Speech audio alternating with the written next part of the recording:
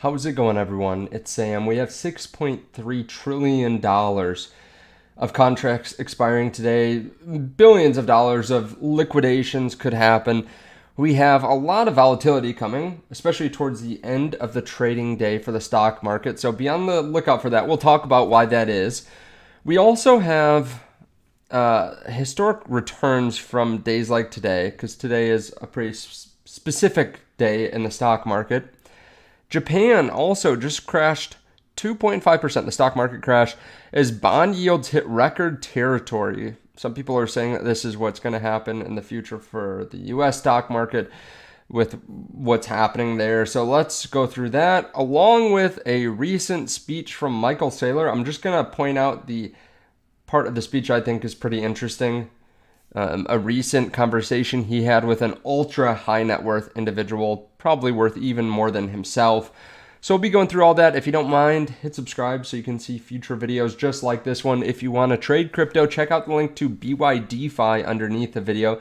There's a special deposit bonus going on right now. Also, check out WEEX. WEEX has a special bonus as well. It's just going on a little bit longer. You can check it out. If you haven't already signed up for multiple exchanges, I would do that. I would have multiple exchanges so that way if for some reason one crashes because of market volatility, you have another one, or you can just try out different features, see what you like.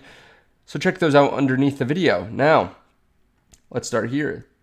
VOO up once again, 0.22%. It seems like day after day, VOO is up. I mean, look at the last 1 month. It just chopped up and to the right. Over the last 6 months, it's done pretty much the same. Ever since the April 8 low, it's gone up. We're up 33.6% on probably the most well-known index in the world right now, or probably the most bought up. Obviously, the largest AUM ETF is VOO. So, yeah, it's done quite well since the bottom. Of course, other assets have too. Bitcoin, for example, is up a lot since it was at 74,000 at its low. Keep in mind, there is going to be volatility today specifically, so it's important to zoom out, right? Like we're at 116,400. This is the same price that we were at yesterday, and we were at the day before as well. Of course, we were slightly higher. We went up to almost 118,000, but we're still in this upper range of where we've been recently. But there could be volatility. This is the triple witching event, which is the simultaneous expiration of stock options, stock index futures, and stock index options. Historically, these have caused a lot of volatility to the downside for equities. I asked Grok exactly what happens, and it says the average is a negative 0.52% day. This is since 2021, with only 22% of the days being positive. Now, with this in mind, this is also historic because it is the largest triple witching expiration in history. $6.3 trillion in stock market contracts are expiring. Can't remember if I said billion at the beginning, but 6.3 trillion, this is absolutely insane. Like, this is by far the biggest that we've ever seen. So be ready. Towards the end of the day, we could see some volatility with whales manipulating the price up or down to try to get contracts in or out of the money. Japan just had a pretty bad day too. Japan's stock market crashes 2.5% as bond yields hit record territory. Their index plunged as Japanese government bond yields surged to levels not seen since the Bank of Japan's policy shift, sparking fears of a broader sell-off. Japan's debt to GDP ratio sits at 260%, the highest of the developed world. Rising yields means higher borrowing costs on the massive debt pile. Basically, the market's pricing in that they're going to have to raise rates just to be able to sell their debt because no one wants to take the risk on a debt to GDP of 260%. For comparison, people talk about the US having such a high debt to GDP, and we're at 130%, basically half of Japan's. And it starts to spiral out of control. After it's too high, it gets impossible. And they've kept rates low for a very long time so that their debt didn't necessarily go up as quickly. So this is a warning for America. The US debt crossed 37 trillion with no signs of slowing. Okay, so yeah, just a good cautionary tale. This is why, it is important to invest over a long time span, but also to invest in the right country. The US has historically done really well, but Japan has had a lot of lost time. Now, let's watch Michael Saylor. He just had a new speech, and I was listening to it actually in the middle of the night last night when my son was up, and this is what I picked out of it. This was pretty interesting to me. I talked to a guy probably richer than everybody in this room, and he's got a bit of Bitcoin, and someone says, well, why do you only have like 1-2% of your portfolio in Bitcoin? He says, well, frankly, I'm like something years old, and I can't handle the vol. Okay, 75-year-old, 80-year-old guy with a lot of money, he just doesn't want a 50 vol, 50 ARR instrument that you have to hold for, if you call it indefinite duration, in theory, it's 120 months. So if you're willing to hold this thing for 10 years, somewhere between 120 and 240 months, I'm pretty confident you get yourself like 30% a year ARR. But when you're 92 years old, who wants to actually hold something for the next 25 years? They don't want it. And so there are a lot of people, there are very wealthy pockets, and they can't stand the duration. They can't handle the volatility. Another example of people can't take the vol, corporate treasurer. You know, you've got a Bitcoin company, you believe in Bitcoin, but you got to make payroll and you need to make your rent. And so you have working capital.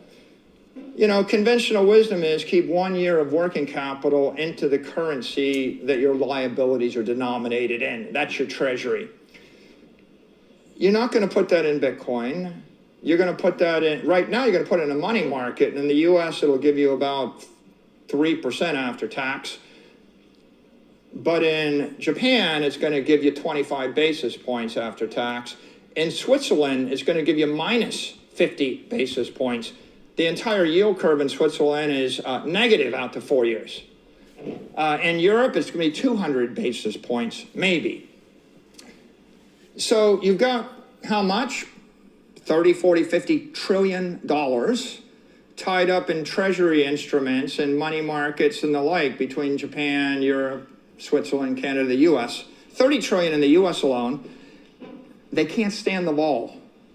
They want you to strip the vol. They want you to strip the interest or the yield duration off the instrument. Just give them pure spread. So what is the closest thing to kerosene that we can produce in this industry? It's basically pure yield. Something like we created with Stretch, it's like if you can just strip away the current, you know, I live in Japan and I like the 400 basis point treasury, but I can't stand the US dollar risk. I can't stand the currency risk.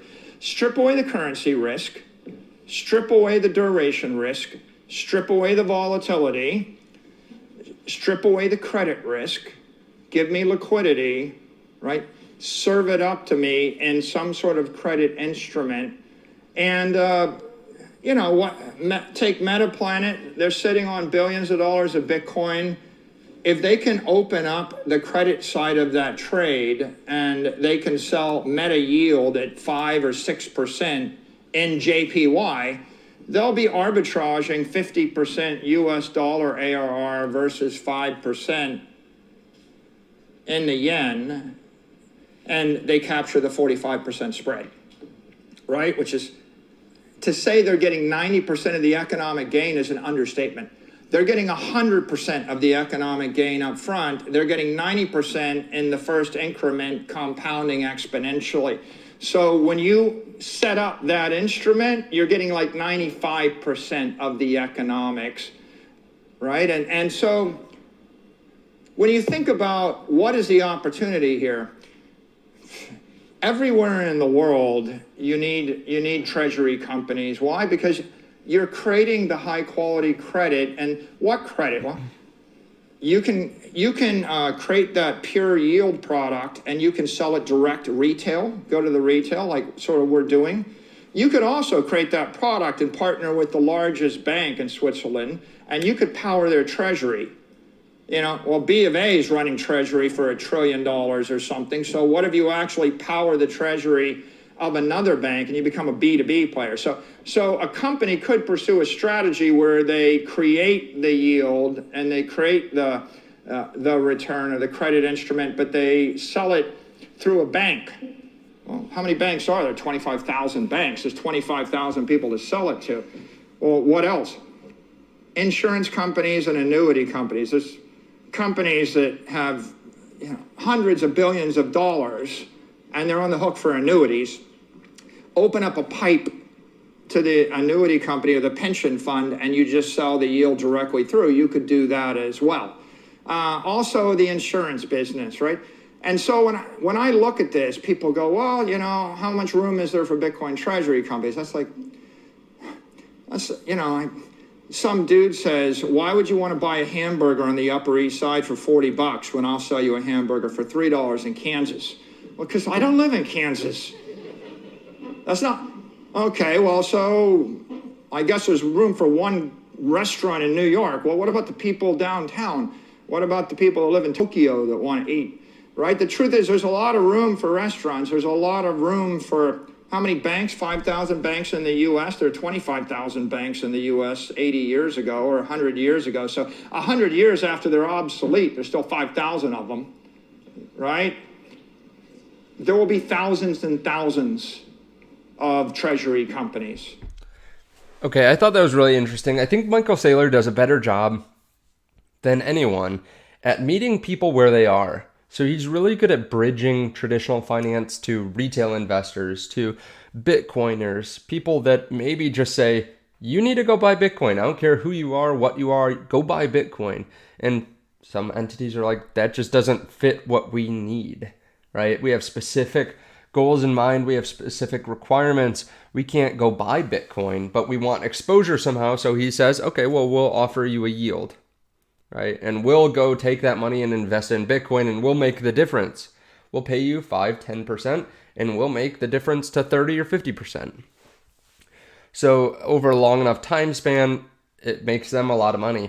I thought that was interesting too, where he was talking about the billionaire in his conversation with the billionaire. Basically, I don't have that much time left, so I don't want something that I have to hold on to for 10 years to make sure that I get a return. I'd rather take something simple, right? Something that will continuously provide yield. Let me know your thoughts on all this underneath the video. I love watching Michael Saylor because he just brings up stuff that I've never thought about. Of course, if you want to trade crypto, there are links underneath the video, like I said, to BYDeFi, to BTCC, BitUnix, WEEX, and BLOFIN. All of them have special bonuses going on right now, so check them out. None of them KYC either, so you don't have to put in a bunch of your personal information. Thank you so much. I'll see you in the next one. Bye.